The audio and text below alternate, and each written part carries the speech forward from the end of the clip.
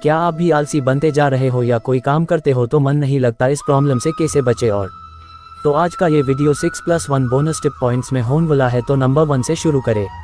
Number 1, आज नहीं कल से करूँगा, आज नहीं तो कल, कल नहीं तो परसों। हम इसी तरह अपने कामों को टालते रहते हैं।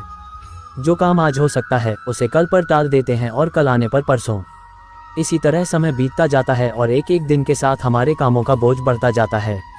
जैसे जैसे हमारे कामों का बोझ बढ़ता जाता है तो हम उन कामों को करना ही छोड़ देते हैं और ऐसे में कई बार हम अपने ज़रूरी काम भी नहीं कर पाते और फिर बाद में उसी का अफसोस करते हैं। अपने काम को टालते रहना या फिर हर काम में कामचोरी करना असफल लोगों की निशानी है। जो काम आप आज और अभी कर सकते हैं उसे कभी भी कल पर न टालें। अपने आलस को अपनी ज़िंदगी से दूर रखकर उस काम को आज ही निपटा लें। डेविड कॉपरफील्ड किताब में चार्ल्स डिकेंस कहते हैं, मेरी सलाह है कि जो काम आप आज कर सकते हैं उसे कल पर ना छोड़ें। टालमटोल का रवैया समय का सबसे बड़ा चोर है। नंबर 2, बेवजह का डर क्यों? एक बात से जुड़ी कई बातें होती हैं, उनमें कई आशंकाएं और संभावनाएं छिपी होती हैं, लेकिन उदासी के पलों में हमें केवल डर दिखाई देता है। हम अपने डर पर ज़्यादा भरोसा करने लगते हैं। कई बार हमारा डर हमें भविष्य में होने वाले खतरों से बचाता भी है, पर कई डर बेमतलब के होते हैं। हम बेवजह एक बात से दूसरी बात को जोड़ते चले जाते हैं। मनोविज्ञानी कहते हैं, डर भी एक फीलिंग है, एक रासायनिक प्रतिक्रिया है। मन में छुपा रहने वाला हर डर सही साबित नहीं होता। कोई थॉट अगर आपको ज़्यादा परेशान कर रहा है तो उससे ध्यान हटाने की कोशिश करें। किसी दूसरी चीज़ के बारे में सोचने की कोशिश करें। अपने वेल विशर्स से बात करें। उस समस्या से जुड़े अनुभवी लोगों से बात करें। डर हमेशा हमारे मन में रहता है। हो सकता है कुछ बुरा हो भी जाए, पर होगा ही, ये जरूरी नहीं है। अपने डर को स्वीकार करें, पर हमेशा उसे अपने साथ ना रखें। नंबर 3, अपनी परेशानी किसे बताएं? कुछ लोगों की आदत होती है कि कोई प्रॉब्लम आने पर वो किसी से भी उसके बारे में बातचीत करना पसंद नहीं करते, पर एक सच ये भी है कि कभी कभी अपनी परेशानी किसी दूसरे को बता देने भर से ही मन हल्का हो जाता है और हो सकता है कि बातों ही बातों में उसका सल्यूशन भी निकल आए। जब हम इस चिंता में पड़ जाते हैं कि हमारी तकलीफ के बारे में सुनकर बाकी लोग क्या सोचेंगे, कहीं मजाक तो नहीं उड़ाएंगे या फिर हमारा और ज़्यादा नुकसान तो नहीं हो जाएगा, इस तरह परेशानी कम होने की बजाय और ज़्यादा बढ़ने लगती है। पूरी दुनिया के सामने अपनी परेशानी का ढिंढोरा ना पीटें।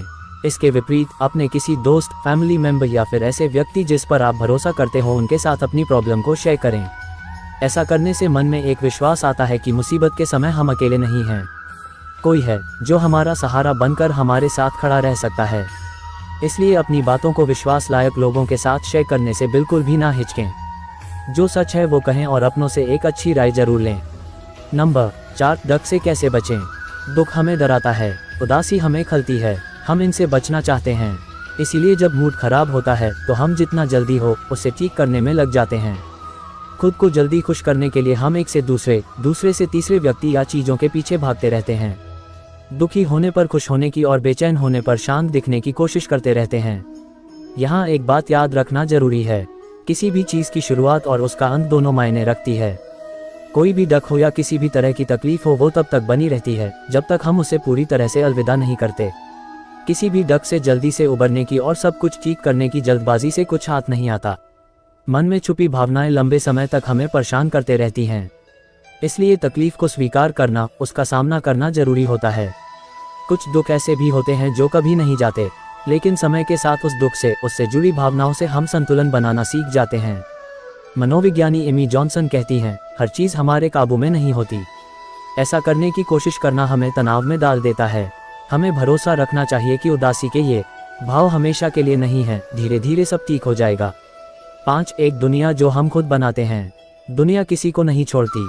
हम सभी की जिंदगी में कुछ लोग ऐसे जरूर होते हैं जिनका काम टांग खिंचाई करना, हमारा मजाक उड़ाना, हमें पीछे धकेलना या फिर नुकसान पहुंचाना होता है। पर दुनिया यहीं तक नहीं होती। इससे साथ साथ एक दुनिया वो भी है जो हम अपने साथ बनाते चलते हैं। दूसरों की बातों पर ध्यान ना देकर खुद के लिए जब हम कुछ करते हैं तो अपनी उस दुनिया को हम और बेहतर बनाते हैं। हर बार जब किसी मुसीबत या डक के बाद हम फिर से खड़े होते हैं तो वो दुनिया और बड़ी और मजबूत हो जाती है। ए फेयरवेल टू आर्म्स में अर्नेस्ट हेमिंग्वे कहते हैं, दुनिया हर किसी को तोड़ती है, उन्हीं में से बहुत सारे लोग हैं जो टूटने के बाद और भी मजबूत हो जाते हैं। 6, सीखने का सही मौका। जब कोई आखिरी मिनट में बार बार किसी योजना में बदलाव करता है तो गुस्सा आना एक नेचुरल सी बात है। ऐसा होने पर हम शिकायतें करते हैं और आपस में कहासुनी होने लगती है, पर कई बार हमें सच में किसी बदलाव की ज़रूरत होती भी है। लेकिन तब क्या? जेन हैबिट के संस्थापक लियो बोप्टा कहते हैं, बदलावों से बचने की बजाय हमें उन्हें कुछ नया सीखने का मौका समझना चाहिए। इससे हमारे लिए हालात के अनुसार ढलना और अपना फोकस बनाए रखना आसान हो जाता है। किसी भी बदलाव से डरने की बजाय उसे आगे बढ़ने का रास्ता समझना हमें सफल बनाता है। बदलाव हमेशा नई चुनौती लाता है और चुनौती ही हमें कुछ नया सिखाती है। साथ ही जब किसी बदलाव से हमें कोई अच्छा रिजल्ट मिलता है तो हम मिलने वाले मौकों और साथ के लोगों के प्रति आभारी हो जाते हैं और उनसे बेहतर ढंग से जुड़ भी पाते हैं। नंबर 7, हर किसी से कुछ ना कुछ सीखो। हमारे जीवन में आया हर शख्स हमें कुछ ना कुछ सिखाता है। आज तक आप जितने भी लोगों से मिले होंगे उन सब में कोई ना कोई ऐसी क्वालिटी जरूर होगी जिसे सीखा जा सकता था। हर व्यक्ति में कुछ ना कुछ पॉजिटिव क्वालिटीज़ होती ही हैं, लेकिन हम अपने घमंड की वजह से या मुझे सब पता है वाले एटीट्यूड के कारण किसी से कुछ नहीं सीखते और ना ही किसी को अपना शिक्षक बनाते हैं। दूसरों से कुछ सीखने से हमें लगता है कि हम उनकी नज़रों में छोटे हो जाएंगे। अब तक बहुत से लोग हमारे जीवन में आकर जा चुके हैं। उनमें कुछ लोग ऐसे भी थे जिनसे हम बहुत कुछ सीख सकते थे, जो हमारे लिए बेहतरीन शिक्षक हो सकते थे, लेकिन हम अपने घमंड, बड़प्पन और छोटी सोच के कारण उनसे जुड़ ही नहीं पाए, ना ही उनसे कुछ सीख पाए। कुछ लोग जो कल हमसे बहुत नीचे थे आज वो सफलता में हमसे बहुत आगे भी पहुंच गए होंगे।